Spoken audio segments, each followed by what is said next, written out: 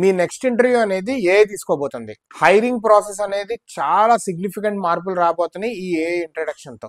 Get work అనే company ఈ process ని ఇంట్రడ్యూస్ చేస్తుంది. ఆ సిఇఓ ఇంకొక కంపెనీతో మాట్లాడుతూ ఇది క్లియర్ గా చెప్తున్నారు అనమాట. ఏంటంటే నో బ్రోకర్ ఉంది కదా, ఆ కంపెనీ వాళ్ళకి గెట్ వర్క్ వాళ్ళు హైరింగ్ ప్రాసెస్ లో హెల్ప్ చేశారు. నో బ్రోకర్ కి మొత్తం 2500 అప్లికేషన్స్ వస్తుంటే ఏఐ ద్వారా 1430 క్యాండిడేట్స్ కి కాంటాక్ట్ అయ్యి అందులో 220 పొటెన్షియల్ మ్యాచెస్ అని చెప్పి సిస్టమ్ ఐడెంటిఫై చేసింది.